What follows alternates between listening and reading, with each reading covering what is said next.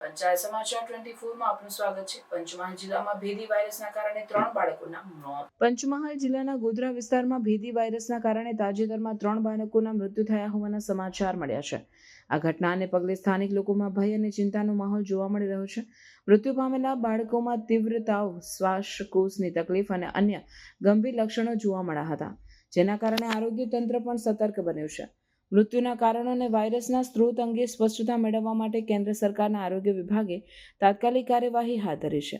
ICMR પોંડિચેરીની વિશેષ team અને NIV પુણેની team Godhra ખાતે તપાસ માટે પહોંચી ગઈ છે। આ ટીમો મૃત બોળકાઓના નમૂનાઓ એકત્ર કરી રહી છે અને વિસ્તૃત તપાસ શરૂ કરી છે। આરંભિક તપાસમાં વાયરસના ચોક્કસ પ્રકાર અંગે હજુ સુધી કોઈ સત્તાવાર જાહેરાત કરવામાં આવી નથી। આરોગ્ય વિભાગે સ્થાનિક લોકોને સાવચેતી રાખવા અને તેને કોઈ પણ પ્રકારના લક્ષણો જણાય તો તાત્કાલિક આરોગ્ય કેન્દ્રનો સંપર્ક કરવા સૂચના આપી છે। ગામડાઓમાં આરોગ્ય કેમ્પો અને જાગૃત અભિયાન પણ શરૂ કરવામાં આવ્યા છે। આ ઘટનાને પગલે પંચમહાલ જિલ્લામાં આરોગ્ય તંત્ર અને સ્થાનિક વહીવટી તંત્ર દ્વારા સર્વેલન્સ અને મોનિટરિંગ વધારવામાં આવ્યું છે। કેન્દ્ર અને રાજ્યની આરોગ્ય ટીમો સંકલિત રીતે કામ કરી રહી છે અને વાયરસના સ્ત્રોત તથા ફેલાવા અંગે વિસ્તૃત તપાસ હાથ ધરાઈ છે। હાલ લોકોમાં ભયનું વાતાવરણ છે અને અધિકારીઓએ શાંતિ જાળવવા અપીલ કરી છે।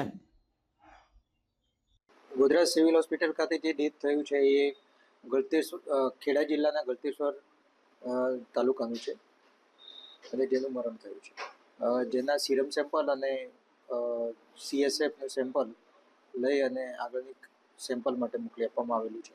આના માટે ખાસ કરીને આપણે જે ફીવર સર્વેલન્સ છે એ ફિલ્ડ લેવલે રેગ્યુલર કરવામાં આવેલું છે અને ખાસ કરીને 15 વર્ષથી નાની ઉંમરના બાળકો જે છે કે જેને તાવ આવે છે એવા બાળકો ઉપર ખાસ ધ્યાન રાખવામાં આવ્યું છે। પંચમહાલ જિલ્લાની અંદર 3 બાળકોના ભેદી વાયરસને લઈને મોત નીપજ્યા છે અને ત્યારબાદ કેન્દ્ર સરકારની આરોગ્ય વિભાગની ટીમ દ્વારા ICMRની પોંડિચેરીની ટીમ હાલ પંચમહાલ જિલ્લાની મુલાકાતે છે અને હંગામી લેબ અહીંયા તૈયાર કરવામાં આવી છે ગોધરા ખાતે। અને આ જે રોગ છે, જે ચાંદીપુરમ વાયરસ છે, તે આ સેન્ટલાઇન નામની માખીથી ફેલાતો હોય છે, ત્યારે તે અંગેનું સંશોધન પણ હાલ શરૂ કરી દેવામાં આવ્યું છે અને આ રોગને વધતો અટકાવવા માટેના તમામ પ્રયત્નો હાલ હાથ ધરવામાં આવ્યા છે।